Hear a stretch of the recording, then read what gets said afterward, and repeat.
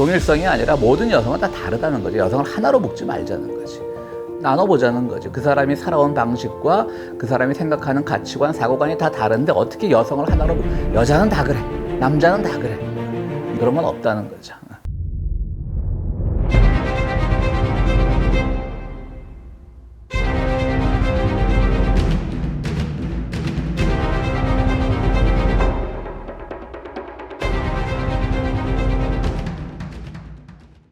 세 번째 강의고요. 히잡 금지 여성 인권인가 계몽인가라고 하는 제목을 붙여봤습니다. 먼저 한나 아렌트 한번 보겠습니다. 이제 그 지난주에도 주제가 그거였지만 그냥 여성 철학자를 페미니스트로 볼 수 있는가, 페미니즘 철학과 연결할 수 있는가, 그런 주제를 가지고 우리 좀 얘기를 나눴었는데, 이제 한나 아렌트가 가장 그 주제에서 논쟁적 인물이죠. 일단 한나 아렌트는 다 아시죠? 예루살렘의 아이히만이라고 해서 요즘 이제 한나 아렌트는 아이히만이 이제 악한 사람이 아니라 선한 사람인데, 자기 책임을 다하는 사람인데 선한 사람도 죄를 지을 수 있다라고 하는 그 무책임, 무사유, 생각 없다는 거죠. 그런 걸로 이제 접근을 했었는데, 요즘 와서 이제 한나 아렌트를 비판하는 사람들은 아이히만한테 속았다는 거죠. 아이히만은 난 전혀 몰랐다, 나는 그냥 시키는 대로 했을 뿐이다라고 하는데, 이제 아이히만 사후에 그의 행적들을 조사해 보니까 실제적으로 그가 다 주도해서 한 일도 많았고요. 그냥 공무원으로서 시켜서 한 일이 아니고요. 그렇습니다. 또 자기의 스승인 또 하이데거와 또 불륜 관계였죠. 그것이 뭐 나중에 또 밝혀지기도 했었고요. 또 발터 베냐민하고도 굉장히 가까운 관계를 맺었고요. 또 한나 아렌트 역시 유대인입니다. 웬 유대인들이 이렇게 많은지. 최근에 그 트랜스 아틀란틱이라고 하는 넷플릭스 8부작인가 그 드라마를 전 상당히 재밌게 봤는데, 거기 보면 이제 한나 아렌트가 나옵니다. 근데 거기서 호텔에 앉아갖고 이제 시가를 피면서 발터 베냐민 책을 이렇게 번역을 하고 있습니다. 근데 그건 이제 실화를 바탕으로 한 넷플릭스 시리즈잖아요. 거기 보면 이제 그 미국의 기자, 또 미국의 어떤 돈 많은 여성, 이런 사람들이 해서 이제 유태인들을 나치로부터 이제 데려오려고 하는, 탈출시키려고 하는 그 작업을 하고 있는데, 그때까지만 해도 이 한나 아렌트는 그 대상이 아니었던 모양입니다. 그러니까 이거는 뭐 영화에서 어느 정도 각색이 되는지 모르겠는데, 하여튼 그 자리에 있었더라고요. 그러니까 프랑스 남부에 미국으로 하는 여객선을 몰래 타기 위한 그 자리에 있었는데, 그러니까 한나 아렌트가 아주 그냥 앉아서 그 드라마상으로 보면 그 기자한테 나 좀 명단에 끼워줘요. 그러니까 기자가 아주 꼽다는 듯이 당신 아직 이름이 없어, 딱 그러더라고요. 그러니까 무슨 뜻을 가지고 연출을 이렇게 했는지 모르겠어. 그것만 보면 약간 기자가 한나 아렌트를 무시하는 듯한 그런 건데, 여성 폄하적인 것 같지 않고, 제가 이제 추측하기는 하이데거와 그 불륜 관계를 알고 있었던 것이 아닌가, 그냥 극 중에서. 그래서 좀 이제 고깝게 본 것이 아닌가, 그런 생각을 하게 됐습니다. 근데 그 자리에서 하고 있었던 작업이 바로 그 호텔 라비에 앉아가지고 이제 발터 베냐민의 책을 번역하고 있었죠. 그렇습니다. 둘이 또 아주 친했습니다. 근데 이제 한나 아렌트를 이제 페미니스트로 볼 수 있느냐 안 볼 수 있느냐에 대해서 굉장히 논쟁이 많은데, 그거는 왜냐하면 여성 문제라고 부른 것들을 정치적으로 제기하는 것은 적절치 않다고 생각을 했습니다. 이게 무슨 말이냐면, 한나 아렌트의 생각은 늘 사적인 영역과 공적인 영역을 나누는 것이고요. 사적인 영역보다는 공적인 영역에 모든 것을 집중하는 그런 약간 사회 철학 비슷한 분야에 접근하는 분인데, 예를 들어서 뭐 요즘 말로 하면 뭐 미투라든가, 또 여성에 대한 뭐 여성들이 가정에서 좀 손해를 보는가, 이런 것들은 사적 영역이기 때문에 자기가 간섭할 게 아니고, 자기는 여성이 됐든 남성이 됐든 정치적으로 어떻게 자기의 의견을 표출하고 정치적으로 어떻게 그것을 행동으로 옮길 수 있나, 이제 수행주의라는 말을 많이 쓰는데요. 그것을 따졌기 때문에 사실은 한편에서는 이 사람은 전혀 여성들의 고통이나 여성들의 그런 아픔을 사적 영역이라고 치부하고 거기에 관심을 갖지 않았다라고 비판하는 사람들도 많이 있더라고요. 여기 밑에 나와 있네요. 사적 영역과 공적 영역의 분리가 페미니즘과 대립한다고 생각을 했고요. 그것 때문에 페미니즘 계열에서도 많이 비판을 받고 있는데, 최근에 와서는 그럼에도 불구하고 어쨌든 근대 철학자 중에 큰 족적을 남긴 사람이기 때문에 페미니즘과 연결시키려고 하는 그런 의도들이 많이 보이고 있습니다. 시도들이. 이제 뭐 우리는 뭐 페미니즘이니까 이 강의 제목이 페미니즘이 아렌트로부터 배울 수 있는 것은 뭐가 있을까? 수행주의적 이론. 이건 뭐냐면요, 약간 행동으로 옮겨야 된다는 거죠. 항상 수행을 해야 된다는 거죠. 그 미국의 독립선언서를 해석을 했습니다. 근데 거기서 보면 우리는 이 같은 진리가 자명하다고 생각한다. 그러니까 쫙 독립선언서에 쭉 뭐 해놓고 마지막쯤에 가서 독립선언서에서 우리는 이 같은 진리가 자명하다고 생각한다는 말이 나오는데요. 이거는 공동행위로 연결되는 것이고 진술적 순간이 아니라 수행적 순간이라고 한나 아렌트는 해석을 합니다. 무슨 말인가 하면 우리는 이 같은 진리가 자명하다. 이 같은 진리는 자명하다. 이렇게 끝내야 되는데 그러면 너무나 선언적인 것이 되는 거고요. 여기 말은 진술적인 것이 되는 거죠. 그것도 물론 중요하겠죠. 더 권위는 있어 보이죠. 다 쓰고 나서 이 같은 진리는 자명하다라고 해야 되는데 자명하다고 생각한다는 것은 우리와 같은 뜻을 가지고 있는 사람들은 한데 모여 우리가 공동체적으로 움직이자 함께 수행하자 그런 말이라고 합니다. 그러니까 이제 철학자들은 우리 같으면 그냥 뭐 자명하다고 생각한다나 비슷한 말 같은데 이제 한나 아렌트 그러면서 미국에 대한 그런 굉장히 미국 독립선언서를 높이 평가합니다. 저도 좀 전 전혀 뭐 여성이기 때문에 그런 건 아니고요. 전혀 아니고. 한나 아렌트 보면 조금 오락가락 하는 것도 있고요. 저는 개인적으로 한나 아렌트를 이렇게 뭐 썩 그의 사상을 좋아하지는 않습니다. 근데 아까 말했던 그 트랜스 아틀랜틱을 쓴 극작가도 그런지 한나 아렌트를 아주 그냥 약간 그냥 뭐랄까요 좀 약간 밥맛인 여성 그렇게 좀 평가를 하는 것 같더라고요. 근데 또 재밌는 것은 지난번에 우리 그 시몬 베이유도 그랬듯이 유대인들인데 이제 기독교 전통에 대해서 많은 관심들을 가집니다. 시몬 베이유도 그 종교 관심이 많았고요. 아렌트는 아우구스티누스라고 하는 그런 초대교회 중세로 넘어가는 시점 중에 있었던 그 유명한 신학자와 비교를 한 논문을 썼습니다. 그래서 그 박사 논문 자체가 아우구스티누스에 관한 걸 거예요 아마. 그러니까 이제 우리가 여러 번 얘기했지만 아우구스티누스나 뭐 아퀴나스나 11세기, 12세기 아퀴나스나 다 기독교 신학을 세운 데 있어서 다 아주 굉장히 큰 족적을 남긴 인물들이고요. 그리고 그 당시는 가톨릭밖에 없었기 때문에 다 구교 신학자지만 굳이 나누자면 아우구스티누스는 지금의 오늘날 신교신학, 개신교신학에 가깝고요. 아퀴나스는 가톨릭 신학에 가까운 거죠. 또 나누자면 아우구스티누스의 신학은 플라톤 쪽에 가깝고 아퀴나스는 아리스토텔레스 쪽에 가까웠습니다. 어쨌든 아렌트는 그래서 좀 다른 얘기지만 우리 종교개혁자 마틴 루터도 그가 고민했던 부분이 아우구스티누스 계열의 그 수도원에서 많이 연구하고 기도하고 그랬었거든요. 그런 이제 전통이 있습니다. 그러니까 이제 이성적 동의와 상관없이 작동하는 불투명한 의지를 신의 은총의 도움으로 악에 맞선다라는 말인데요. 요즘 말이 좀 어려운데 별게 아닙니다. 그러니까 세상은 우리가 이성적으로 이해할 수 없는 일들이 많이 일어서는데 그걸 또 이성적으로 우리가 대항할 수가 없는 거예요. 예를 들어서 우리가 뭐 윤석열이 보면 이성적으로 우리가 걔를 비판할 수 있겠어요? 그 마찬가지인 거죠. 그러니까 그 당시에도 뭐 아렌트가 제일 고민했던 게 어떻게 저런 아우슈비츠 같은 게 생겨나서 사람들이 죽느냐. 이건 정말 이성적으로 설명이 되지 않는 거죠. 그러면 이성적으로 자기도 대응할 수 없을 때 바로 신비적인 신의 은총의 도움으로 이제 맞선다라고 하는 거죠.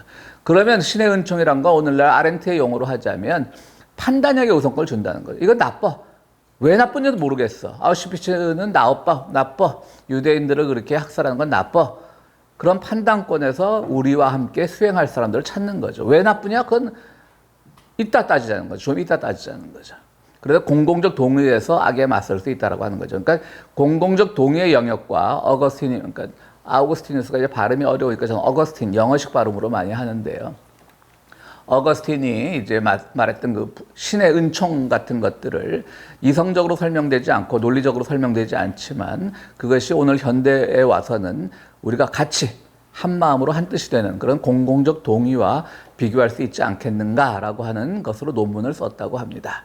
그러니까 그런 것들 보면 이제 여성 페미니즘은 항상 수행적으로 행동으로 옮겨야 되는 것이고 또 뭐 남성들이 여성에 대해서 하는 행동들 보면 이성적으로 맞지 않은 것도 많잖아요. 그죠? 그렇기 때문에 그것도 역시 우리가 그 사람의 행동이 잘못됐다는 것을 알 수 있는 고백하는 사람들끼리 모여서 함께 맞서자라고 하는 그런 것들을, 그러니까 이 사람이 그렇게 페미니즘에 접근한 건 아니지만 근대 페미니스트들이 이제 한나 아렌트를 소환하면서 이렇게 이제 갖다 붙이는 겁니다. 뭐 갖다 붙인다는 말이 좀 이상하게 들리겠지만, 예.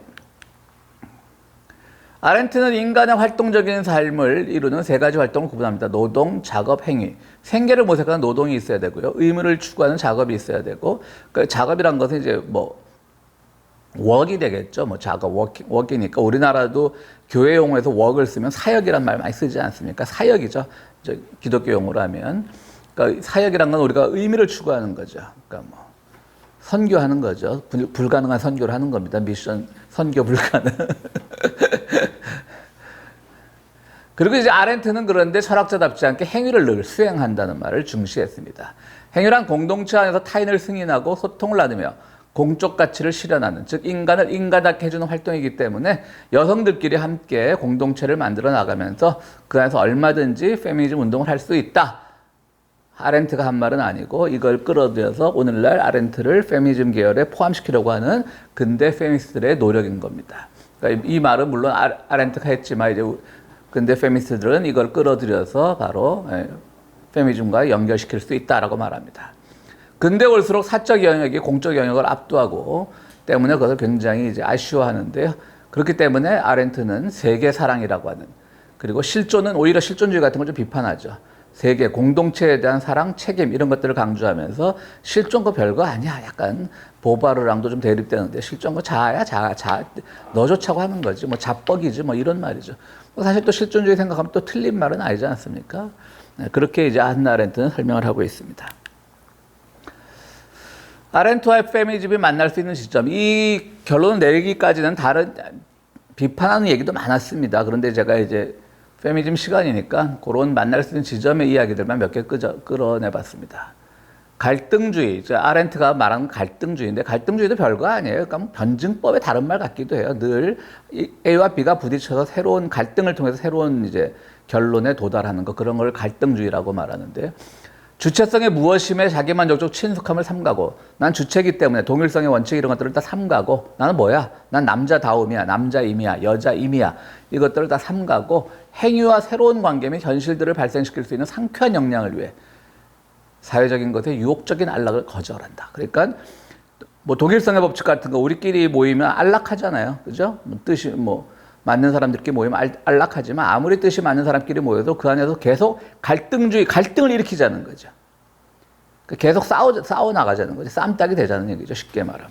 그래서 이런 우리끼리 좋은 게 좋은 거야. 우리 뭐 같은 동양이고 동문이고 좋은 게 좋은 거야. 그런 것이 아니라, 그럼 얼마든지 안락할 수 있지만 그게 아니라 계속 그 안에서도 싸워 나가자는 거죠. 그런 것들이 오늘 여성임, 남성임 이것을 가지고 우리가 그것을 하나로 정의할 때 그 정의가 틀릴 수 있다는 것을 계속 끄집어내자는 얘기입니다. 그러니까 갈등주의는 일종의 공동행위고요. 동일성의 원칙에서 출발하되 갈등을 조절하는 과정에서 새로운 수행 능력이 생겨난다는 거죠. 뭐 딱딱 뭐 변증법 비슷한 얘기네요. 그죠?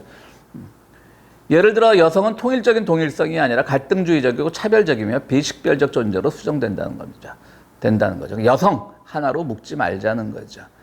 그래서 제가 늘 말하지만 제가 프랑스 영화 그 엘르라고 하는 영화를 굉장히 좋아하는데 어떻게 보면 굉장히 야하기도 하고 이상하게 여성을 폄하하는 것 같기도 해요. 여성이 그야말로 남자를 꼬셨다가 마치 성폭행 당한 것처럼, 뭐 꼬신 건 아니죠. 물론 처음은 성폭행으로 시작했지만 같이 즐기다가 막 그러니까 이런 거 보면, 근데 좀 기계적인 페미니스트들이 보면 그 영화 굉장히 반여성적인 영화 같은데 저는 그 영화 굉장히 높게 평가합니다. 거기서도 엘르라든가 하는 것들이 여성인데 거기서 여성의 동일성을 전혀 인정하지 않습니다. 심지어는 자기 친구의 남편과 여자 주인공이, 그 배우 이름 뭐죠? 유명한 프랑스 배우. 그 배우가 이제 바람도 피우는데 나중에 그 친구랑 또 둘이 친해져요. 그러니까 남편을 뺏긴 친구랑 친해지고 뭐 그런 것도 있습니다. 그리고 거기에 또 굉장히 기독교적인 요소도 많이 들어갔고요. 그래서 저는 그 영화를 굉장히 좋아하는데 그런 얘기입니다. 어쨌든 동일성이 아니라 모든 여성은 다 다르다는 거죠. 여성을 하나로 묶지 말자는 거지. 설사 묶이려고 그래도 나눠보자는 거죠. 그 사람이 살아온 방식과 그 사람이 생각하는 가치관, 사고관이 다 다른데 어떻게 여성을 하나로 여자는 다 그래, 남자는 다 그래. 뭐 유행가 가사처럼 남자는 다 그래. 그런 건 없다는 거죠.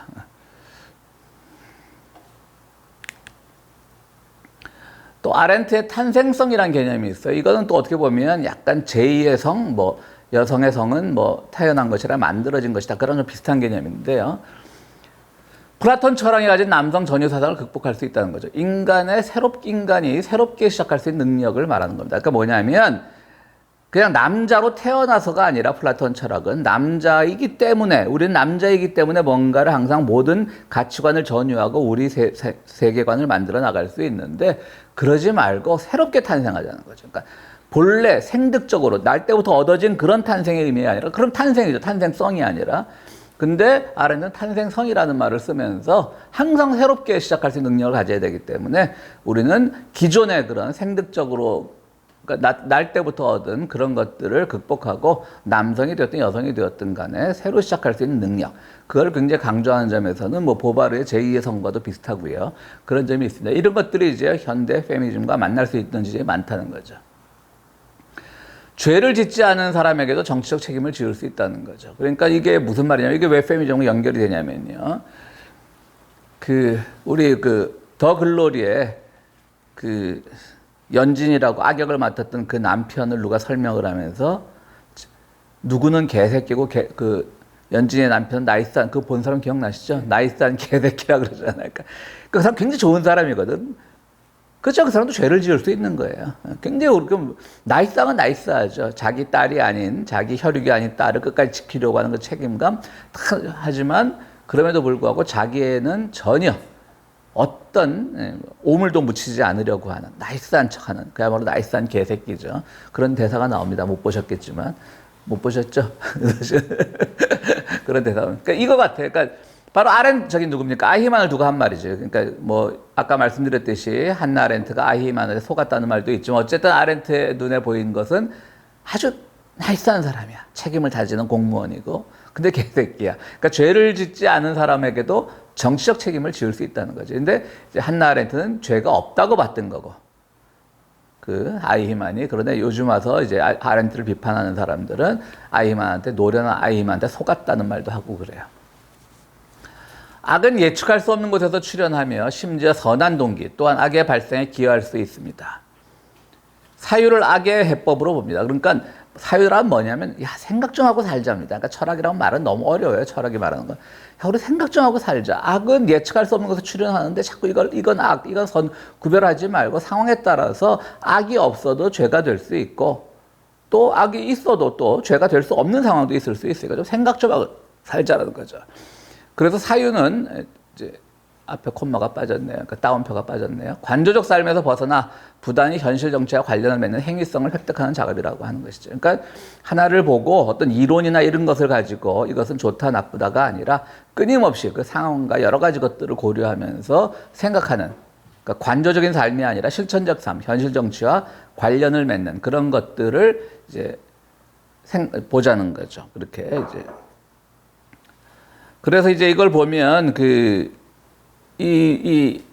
어느 하나의 짧은 아티클을 하나 봤는데 이제 엠범 아히만도 그랬고 최근에 한 2년 전에 있었던 엠범방 사건에서 그 아이들을 보면 그렇게 악한 애들 같이 보이지 않는다는 거지. 근데 자기들이 하는 짓이 무슨 일인지 모른다는 거지.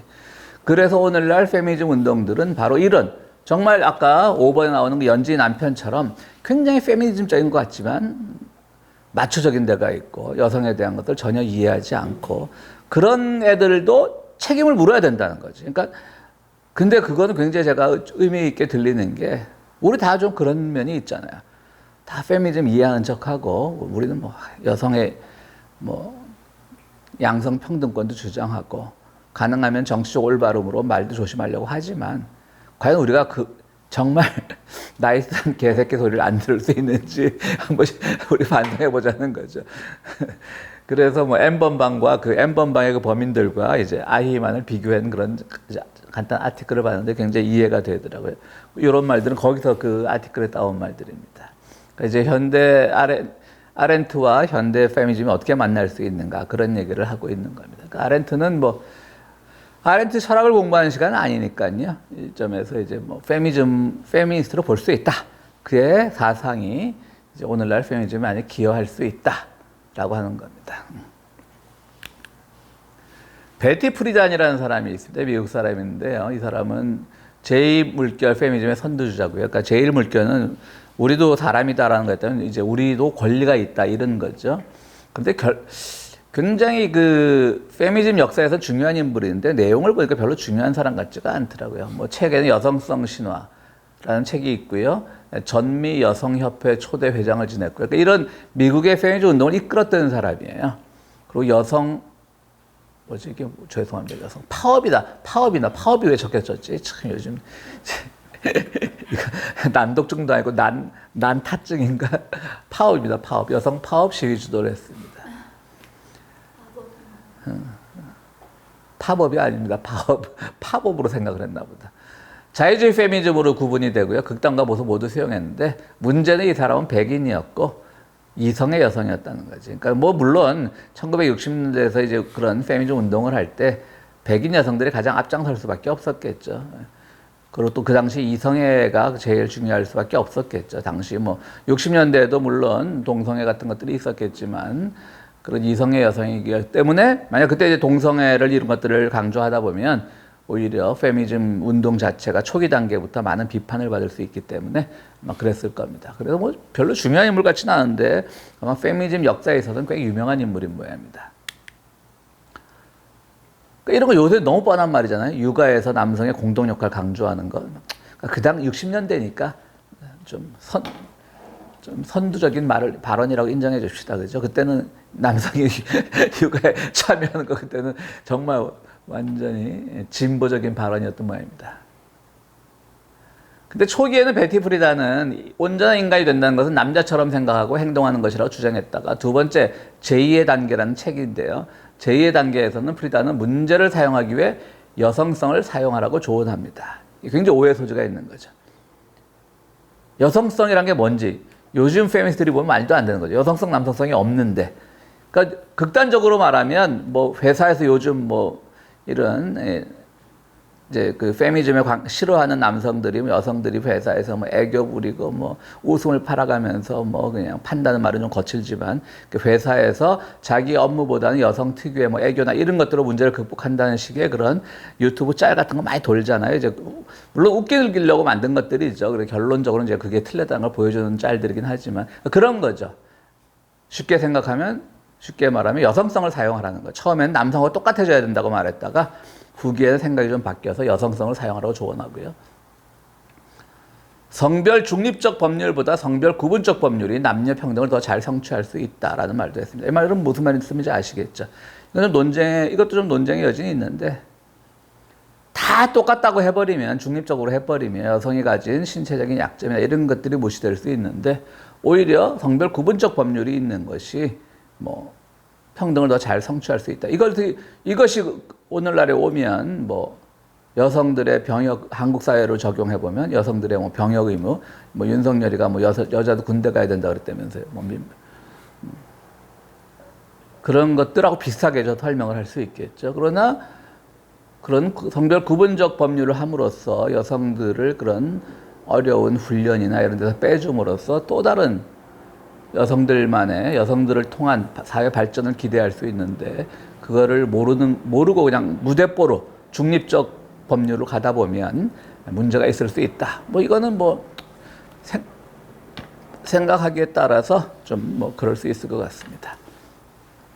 뭐 베티 프리다는 뭐 이런 사람입니다. 그러니까 뭐 별로 중요한 사람 뭐 중요하긴 하더라고요. 뭐 미국에서 처음 페미니즘 운동을 시작한 사람이더라고요 보니까. 아까 그 전미 여성부라니까 저 사람이 만들었다고. 창설하 그러니까 초대 회장을 한 거죠. 그러니까 창설하면서. 지금도 잘 나가는 모양이네요. 지금 살아있나? 50만 명 정도. 아까 이분은 돌아가셨을 거예요. 슐라미스 파이어스톤이라고 하는 또 센 사람입니다. 여성 예속과 남성 지배의 성적 정치적 이데올로기를 위한 토대가 남성과 여성의 생식 역할들에 뿌리박고 있다고 주장했습니다.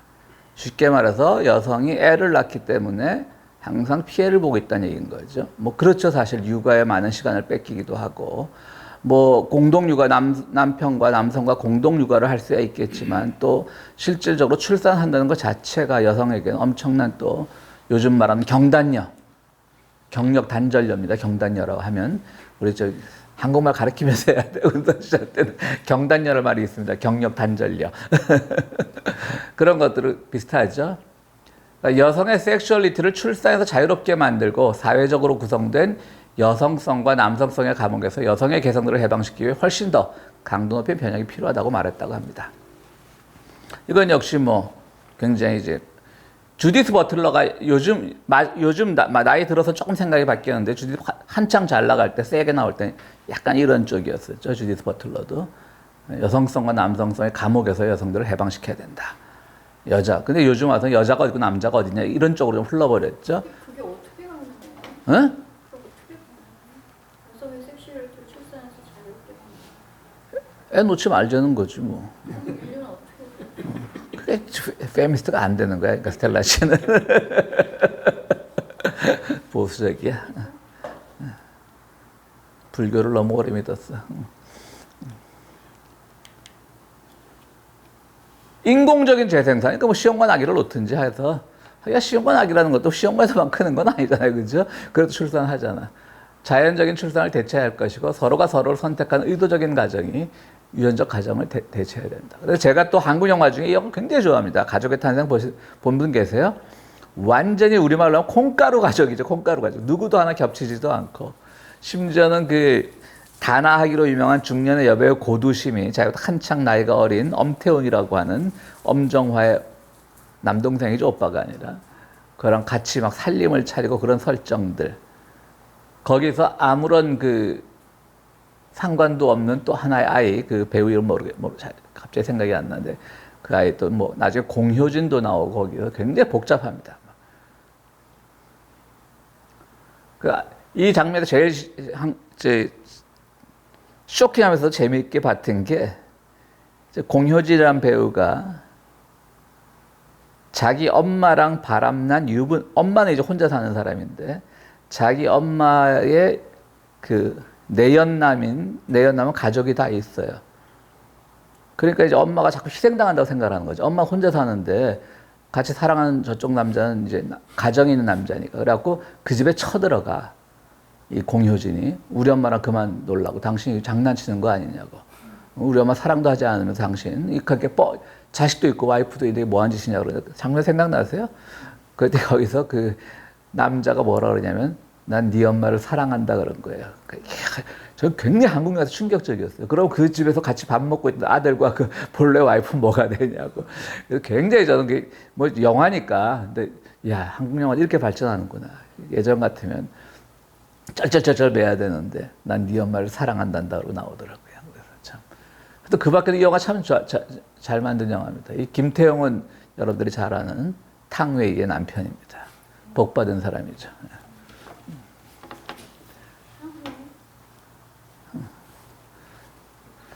남성과 여성이 진정으로 자유롭게 다양한 형태의 기이한 성형에 참여하게 되면 더 이상 남성들은 단지 남성적 정체성과 행태들만을 그리고 여성들은 단지 여성적 정체성과 행태들만을 나타낼 필요가 없게 될 것이라고 주장합니다.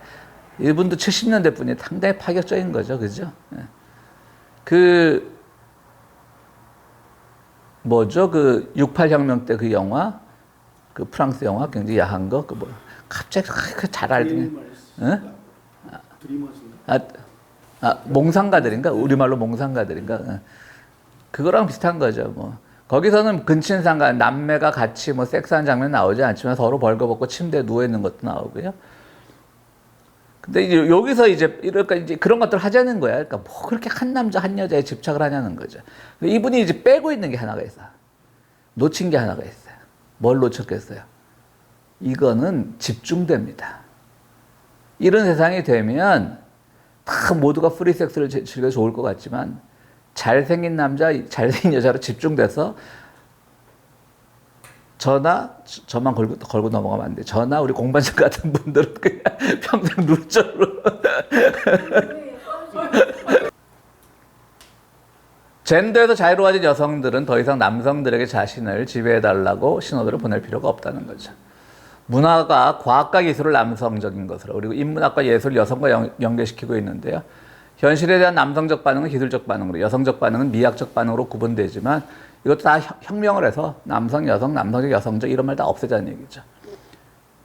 그리고 다 그런 구분선을 없앨 때 비로소 우리의 문화가 과학과 예술의 간격을 메우는 것이 가능할 것이다. 그러니까 이제 과학과 예술의 간격되는 것, 다 간극이 없어져야 된다는 거죠. 그러면서 상호 취소란 말씀입니다. 그러니까 야, 다 버려. 너도 남성성 버려. 우리도 여성도 여성성 버릴게. 너는 뭐 예술적이고 너는 과학적이고 그런 거 다 필요 없어. 라고 하는 것들을 이제 같이 이제 퉁치자는 거죠. 퉁치자는 거 막말로. 그렇게 하면 되는 겁니다. 그 파이어스톤 멋있지 않아요? 근데 이분이 프리드만보다 훨씬 진일보한 주장이죠. 그죠? 아까 그 손예진 나온 영화도 저는 굉장히 그때 그것도 충격적으로 봤어요. 그러니까 저는 그런 영화를 보면 불편하다는 게 아니라 이런 영화가 이제 우리 사회도 나오는구나라는 점에서 뿌듯하다는 생각도 들고요.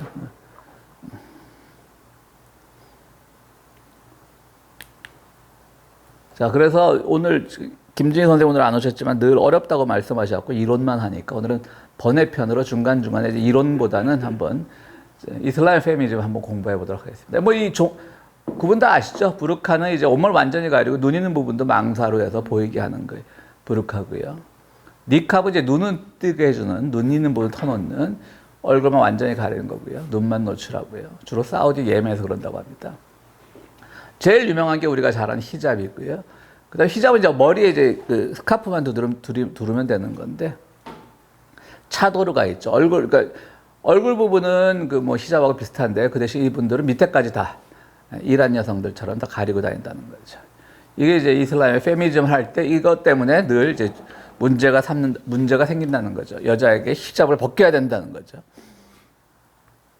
근데 이제 그런 것들이 얼만큼 문제인가를 또 그런 논문들도 있더라고요. 자, 이분은 이란의 그 유명한 여배우입니다. 그 세일즈맨이라는 영화가 있었어요. 그 시민과 나들의 별거라고 하는 내가 굉장히 또 좋아하는 이란 영화가 있는데 그 영화 감독이 만든 영화인데 세일즈맨을 봤는지 안 봤는지 기억은 잘 안 나는데 그 감독은 아마 같은 감독일 거예요. 또 이란 사람이라 이름이 되게 길고 어려워서 이름을 못 외우는데 완전 다른데 반쪽이 응? 합성해 놓은 것 같아요. 하여튼 뭐 따온 겁니다. 근데 이제 이분이 쓴 게 뭐 사랑, 뭐 여성, 뭐 이런 평화 이런 말이라고 합니다. 이란 말로. 그런데 지금 이란에서 굉장히 뭐 트위터 팔로워도 많고 인스타그램 팔로워도 많으니까 이란에서 뭐 세계적으로 유명한 또 그 아카데미 상에서 상도 탄 적이 있는 그 세일즈맨으로 유명한 배우이기 때문에 함부로 못하지만 이제 히잡 벗기 운동을 주도하고 있는 거죠. 이란에서. 이분은 최근에 뉴스에 나왔던 분인데요. 이분은 뭐냐면 그 이라크 여성인데 아버지 떠나서 혼자 유튜버로 유명했는데 아버지 떠나서 혼자 살고 있다가 오랜만에 부모 만나러 갔다가 아버지로부터 명예살인 당한 사람입니다. 20대 초반인데 최근에 있었죠. 한 반년 정도밖에 안 됐죠.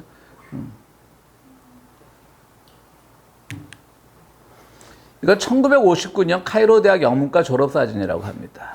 그러니까 이집트도 요새 많이 히잡들 쓰고 다니는데 그때 여성들 보세요. 아무도 안 썼잖아요. 그죠? 그러니까 이제 이게 월간조선인가 어디 있는 거에서 내가 따온 사진인데 1959년 59학번 카이로 대학 영문과 졸업 사진이라고 하는데 이게 59년은 이쪽에서는 클래스 오브 1959잖아요. 그죠? 그러니까 졸업 사진 같아요. 그래서 그냥 1959년 카이로 영문과 졸업 사진이라고 했었는데 아무도 히잡 안 썼잖아요. 그죠? 지금 여성들. 이란도 마찬가지입니다.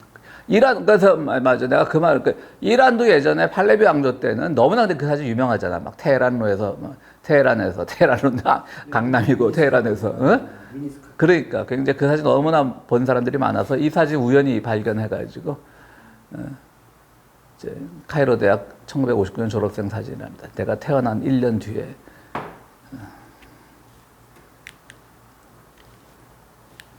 사진이 하나 더 있었는데 빠졌나 보다. 뭐가 있었더라.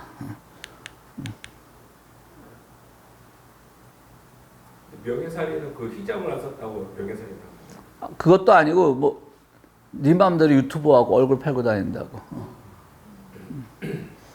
그 사진은 아니었고 그 얘기를 하려고 그러구나. 또 저 인도 얘기는 다음에 하겠습니다. 스피박 얘기할 때 알겠습니다. 그 버스 사건요? 네, 그 이제 저 넷플릭스에도 있지. 데일리 크라임인가 뭐 그렇게. 프랑스의 히잡 금지 사건. 2004년 이슬람 여학생 2명을 퇴학 조치합니다. 프랑스 동부 물루즈라고 하는 데죠. 기억나시죠? 그리고 그 시크 교도들이 쓰는 이제 여성 차별이라고 보일까봐 시크 교도들이 쓰는 남성들의 터번도 다 이제 벗으라고 했고 그 학생들은 이제 소송을 제기했고요. 23년 현재는 모든 공립학교에서 종교성을 지닌 착용물을 금지하고 있습니다. 심지어 이제 종교 차별이 아니라는 것을 보여주기 위해서 십자가 먹거리도 다 금지되고 있습니다. 그러니까 현재 공립학교에서만 그렇습니다. 그러나 2020년 대선에서 르펜 아시죠? 프랑스 아주 극우 정당 지도자죠. 공공장소에서 히잡을 금지하자는 게 이제 대선 그 토론회에서 주장을 했다고 합니다. 여성 인권 보호냐, 종교 자유 침해가 대립한 거냐, 이렇게 대립이 있는데요. 자, 한 말씀 하시죠, 규진 씨. 예? 프랑스 전문가께서 한 말씀 하시죠.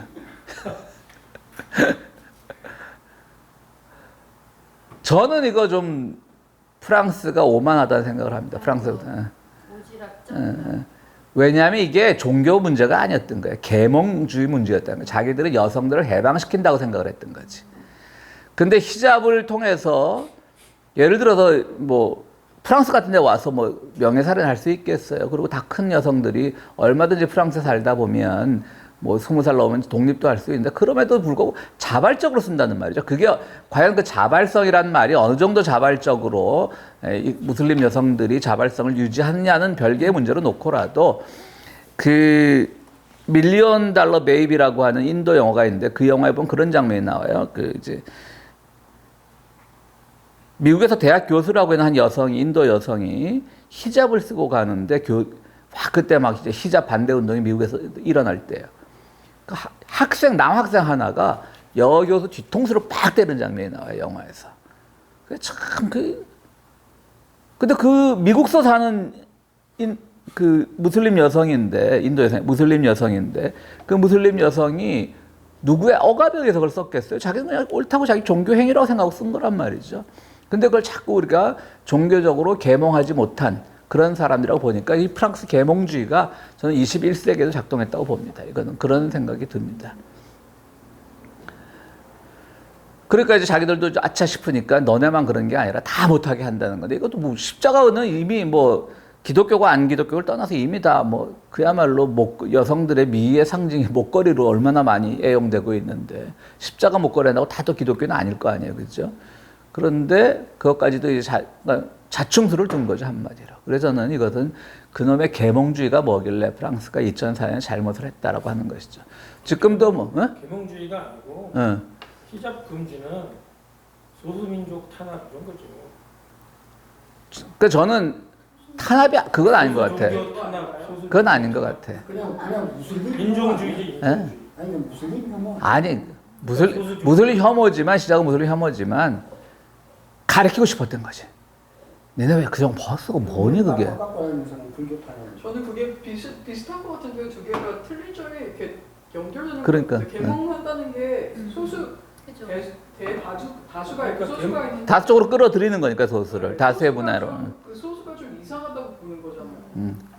계몽주의가 그러니까 이데올로기가 있고 철학이 자기네만 유리한 철학이 있고 그러면 안 좋은 거고 계몽주의가 보편성을 계속 유지하고 카톨릭처럼 보편성을 막 추가 그러면 그렇게 계몽하지 않죠.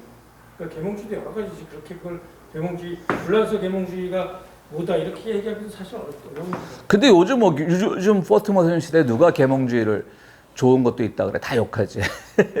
아니 그러니까 그 계몽주의가 다 나쁜 거라고 다 좋은 거라고 얘기할 수는 없지만 네. 아직도 계몽하고 다니는 애들 많아요. 지가 그럼 한국도 많지. 많이 내가 네. 그렇고 그러기 때문에 나는 계몽해야 된다. 세상을 구원 이렇게 생각하는 사람 많다고요. 그러니까요. 그러니까 모든 종교 지도자들이 특히 그래요. 천공. 걔도 계몽한다 그러겠지. 그렇습니다. 어쨌든 이게 프랑스가 좀 무리수를 뒀다 이 생각을 합니다. 예. 프랑스가 무리수를 둔 게 아니라 극우파들이 무리수를 둔 거죠. 이때도 2004년에도 르펜도 나오기 전인데 근데 프랑스 애들은 뭐 내가 자세히 알지 못하지만 살아봤다며.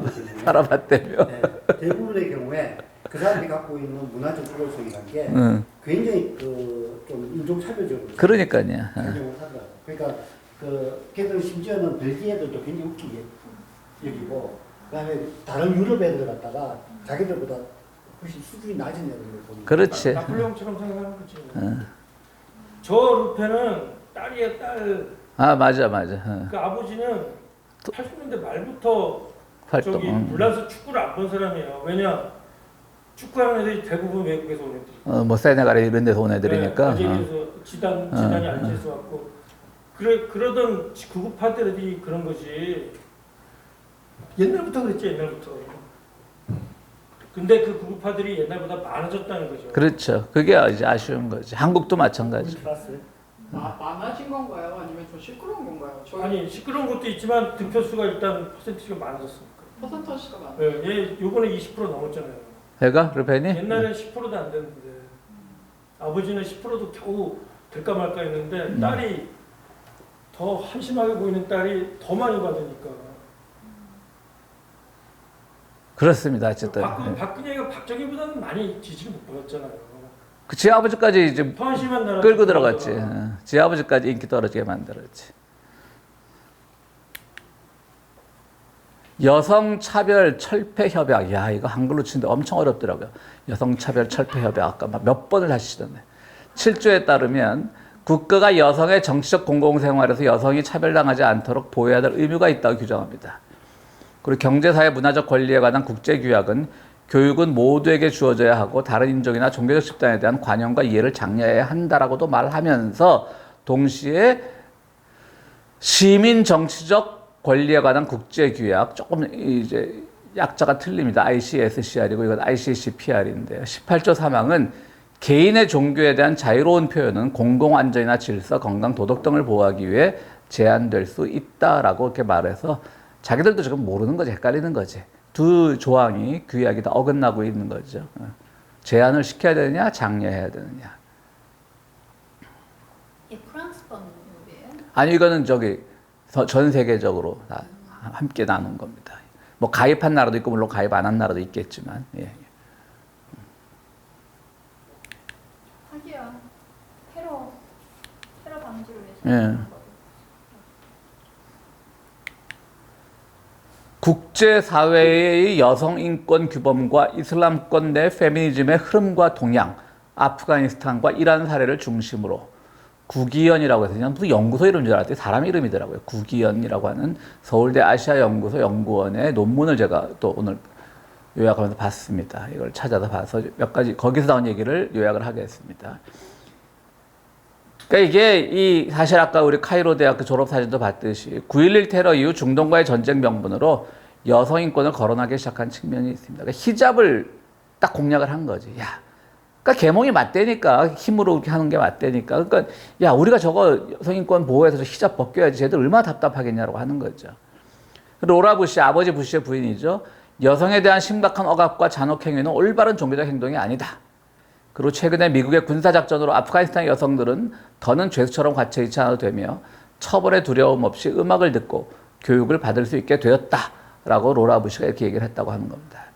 그러니까 이제 이 구기현이라고 하는 분은 사실은 진짜 여성인권을 위해서가 아니라 미국이 자기들 명분용으로 여성인권을 강조했다라고 보는 거죠. 그러니까 시작부터가 좀 첫 단추가 잘못 끼워졌다라고 보고 있습니다. 이분의 논문에서는요. 이제 이건 이분의 논문에 나온 얘기입니다. 미국 인류학자 아브로그도라는 사람은 미국의 아프가니스탄 침공이 아프간 여성의 해방이나 구조라는 명분만을 내세운다며 비판했습니다. 그러니까 그 해방이나 구조, 그러니까 실제적으로 여성의 삶에 다가가지 않고 그냥 큰 대의 명분적으로 해방이나 구조라는 명분만을 세웠다는 거죠. 그래서 부르카를 입은 무슬림 여성을 대상화하거나 그들의 베일을 벗기는 것이 중요한 것이 아니라 그들과 함께 연대하고 더욱 큰 책임감이 필요한데 그걸 너무 히잡의 문제로 초점을 맞추면서 오늘날 반히잡 운동을 어떻게 보면 이분은 약간 뭐 그런 말은 쓰지 않았지만 이 구기현이란 분은 결국 여기서부터 시작됐다고 보는 거예요. 히잡에 대한 혐오 같은 것들이 9.11 테러 이후에 시작됐다고 보는 겁니다. 아까 말한 2004년도 9.11 테러 이후니까요. 프랑스에서 2004년도요. 2006년 이슬람 협력기구는 이스탄불 선언을 통해 무슬림 여성 인권을 거론하면서 이제 그 무슬림 여성 이슬람권 내에서도 여성의 인권을 이제 증진시키려고 발전시키려고 많이 이제 회의는 하고 있다는 겁니다. 이란은 여성 차별 철폐 협약에 가입하지 않았지만 꾸준히 페미니즘 운동이 있어 왔습니다. 뭐 실제로 이제 기독교 성경 중에 에스더서가 그 페르시아에서 그 왕비의 자리에 올랐던 에스더라고 하는 사람이 자기 백성을 구한 얘기잖아요. 근데 그때도 한번 말씀드렸지만 실제로 이란 사람, 페르시아 사람들이 그 에스더에 대한 그 이해도가 굉장히 거의 다 알고 있다고 해도 과언이 아닙니다. 그러니까 이들은 유대인들에 대해서 그렇게 별로 이렇게 적대적이지 않습니다. 그러면서 그 뭐 웬만한 사람들은 페르시아 자기들 민족적 자존심으로 우리가 다 유대인 살렸어 멸종할 거 막 그런 식으로 큰 소리 치는 사람들도 있고요. 그런 점에서 좀 에스더라고 하는 것이 여성이니까 쭉 그때부터 그 페르시아 문화권 내에서는 여성을 통한 어떤 개혁, 여성을 통한 발전 그런 것들이 꾸준히 있어 왔고 팔레비 왕조가 물론 독재적이고 친미 정권이어서 많은 문제를 일으키긴 했지만 어쨌든 그 당시에는 자유로운 여성들의 페미니즘 운동들이 이란에서는 많이 있었다라고 하는 거죠. 그렇지만 어쨌든 지금 그 여성 차별 철폐 협약에는 가입해 있지 않고요. 아프가니스탄 오히려 아프가니스탄이 아닙니다. 아프가니스탄 오히려 1980년 협약에 가입했다고 합니다. 이것도 좀 넌센스죠. 가장 지금 무슬림 국가 중에 가장 여성의 인권이 이제 무시당하고 있는 나라인데 말이죠. 19세기 말 이집트의 까시바민이라고 하는 사람이 있었는데 이 사람이 처음으로 무슬림 여성의 지위 변화를 언급했다고 합니다. 근데 이분은 또 이제 바른 말은 했는데 이분은 철저하게 유럽에서 교육받은 뭐 유럽 법을 전공한 그런 법학자였다 그래요. 그러니까 이제 훌륭한 일을 했지만 이슬람 여성의 그 지위를 처음으로 훌륭한 여성을 했지만 그가 말하는 페미니즘은 다 서구적인 것 그것에 이제 다 경도되어 있다라고 말을 합니다. 꾸준히 진화하던 무슬림 페미니즘은 1979년 이란의 이슬람 혁명으로 뒷걸음질 치게 됐습니다. 누구나 다 아는 일입니다. 지금 꾸준히 또 이슬람 페미니즘 운동들이 있지만 결국 이슬람의 구조를 벗어나지 못했다라고 하는 겁니다. 그러니까 이제 이게 이제 우리가 무슬림을 아무리 이해하려고 해도 꾸란이라고 하는 경전이 가진 그 중합성 때문에 벌써 배터리가 다 닳았나 보네요. 그 중합성 때문에 굉장히 그 꾸란을 극복하기가 힘들죠. 기독교만 해도 얼마든지 성서를 자유롭게 해석하고 그러는데 뭐 불교는 뭐 이미 경전이라기보다는 그 하나의 뭐라 그럴까요? 방편이나 그런 것에 지나지 않기 때문에 그런데 너무 경전 중심이다 보니까 그런 점이 없잖아 있습니다. 하여튼 또 꾸준히 노력을 하지만 이슬람의 그 꾸란의 세계관을 벗어나지 못하고 있고 그 안에서만 하는 그런 한계를 보이고 있는 거죠. 그렇게 해서 그들이 이제 이슬람 페미니스트들이 하는 운동들은 히잡을 여성의 성적인 몸을 억압하는 상징으로 보는 외부의 시선과 달리 히잡을 쓴 여성들을 이슬람적 정체성을 가지는 행위자로 본다라고 하는 그런 무슬림 페미니즘 운동도 있다고 합니다. 그러니까 히잡을 안 건드리지만 우리가 아까 말했던 그 영화에 나왔던 그 미국서 대학 교수하고 있는 무슬림 여성이 뒤통수 맞은 그 여성처럼 자기들이 그냥 내가 행위자로 사는 거지 누가 억압해서 쓰는 거 아니야 라고 한다는 거죠. 그러니까 참 모르겠습니다. 그들이 가진 종교적인 그런 것들을 존중도 해야 되겠고 또 이제 그 히잡을 악마화하는 데 있어서 미국이나 이 서구 사회가 그 기여한 바도 있지만 어쨌든 여성들이 스스로 결정할 수 있는 히잡을 쓰든 말든 그런 것들이 이슬람 문화권에서 어려운 건 사실 아니겠습니까? 그건 우리가 참 두고두고 생각해 봐야 될 문제 같아요. 그러니까 모스크 이제 이슬람 회당을 말하는 거죠. 모스크에서 신실한 종교 활동을 하는 것은 단순히 여성의 종속적 지위에 소극적으로 순종하는 것이 아니라 종교적인 지식과 믿음을 실현하는 저항적 행위의 발현이다라고 말을 하는 또 이슬람 페미니스트들도 있다고 합니다. 그거 뭐 저항한다는데 어떡하겠어요. 비록 이 행위들이 여성의 종속적 지위를 공고히 하는 전통을 실천하는 것이라 할지라도 자신의 사회적 지위와 종교적 신념의 바탕을 둔 실질적인 선택과 심사숙고에 의한 것이므로 의식 있는 행위로 보아야 된다는 거죠. 그래서 이건 뭐 아까 이 논문을 쓴 분이 어쨌든 이 무슬림 페미니즘 운동은 지금 진화되고 있고 전개되고 있으니까 너무 비판적으로 자꾸 무엇을 끄집어내기보다는 그들이 가진 그런 자기들이 심사숙고 끝에 선택한 그 행위라는 것을 인정해 주자는 그런 논문으로 이제 결론을 내리고 있어요. 그분은 뭐 그렇죠. 뭐 그렇게 하겠다는데 우리가 뭐라 그러겠어요. 하지만 보고 있는 우리들이 사실은 조금 너무나 그 경전 중심의 그 근본주의적 신앙이 분명히 문제가 있는 것은 사실 아니겠습니까? 그건 뭐 어떻게 봐야 될지 모르겠지만요. 2021년 3월에 발표된 세계 경제 포럼 2021 젠더 격차 보고서에 따르면 이란은 세계에서 150이고요. 아프가니스탄 156위를 차지하고 있답니다. 이 논문 자체가 이란과 아프가니스탄 비교한 거있기 때문에 그렇습니다. 논문 제목 자체가. 근데 한국이 저렇게 낮아요? 이상한 것 같은데? 그죠? 한국 한 1위 아니에요? 1위? 101위? 뭐 무슨 근거에 일본은 그 논문에 요거만 나와가지고 안 찾아봐도 몰라. 2016년에 그러니까요. 한국이 101위요? 예? 와우. 대박.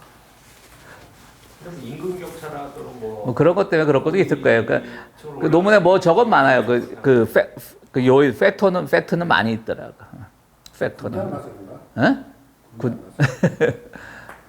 그러니까 무슬림이 꼭 여성만 깎아내리는 건 아니다. 예. 여성들의 히잡과 마찬가지로 남성들은 수염과 옷차림으로 끊임없이 종교 경찰에 감시하여 있게 되었습니다. 아프가니스탄의 탈레반 정권이 여성 친척이 저지른 위반 행위에 대해 남성들을 처벌하는 데 초점을 맞췄는데 이는 여성을 통제하는 남성 책임을 강화하겠다는 의미입니다. 그러니까 계속 남성 중심적 사회로 흘러가겠다는 얘기죠. 저희 교회 다니다가 이제 한국으로 가서 이제 거기서 이제 뭐 아이 셋 낳고 잘 사는 우리 청년이, 지금은 청년이 아니죠. 이제 중년이 됐겠네요. 재경이 기억해요? 기병 씨? 예. 굉장히 특이한 친구였어요. 외대를 나온 친구인데, 외대 이란어권가 나온 친구인데, 혼자 다니도 중동을 여행하는 거예요. 그러니까 그때만 해도 뭐 핸드폰 이런 없을 때니까 뭐, 파키스탄 혼자 여행하다가, 한 달 여행하다가, 이란으로 넘어가면서 엄마한테 전화했대. 엄마 이제 나 파키스탄 이란으로 넘어가 한 달 만에 그 중동 지역의 여자 혼자 보내. 그 엄마는 얼마나 떨었겠어 그 당시에. 여자예요? 여자가. 근데 그러니까 막 쌍욕을 하더라. 엄마 2년하고 한 달 동안 한 달 만에 전화 그게 할 짓이냐고. 근데 그 친구가 이제 이란 들어가면 이제 그때 팔레비 다 뒤니까 최근 근세니까 이제 다 히잡을 쓰고 다녔다는 거지. 외국인은 히잡만 써도 된다는 거예요. 차도로 안 쓰고. 근데도요 이런 지나가면서 관광지 같은 거 사람 시내 한복판에서는 안 그런데 조금 뭐 관광지 좀 외곽지에 나가서 구경하면 그냥 지나가면서 힙 같은 거 툭툭 치고 지나간다는 거지. 어? 남자인 줄 아는 거 아니야? 뭐래? 죄송합니다. 아까 나 무시한 거야 돼.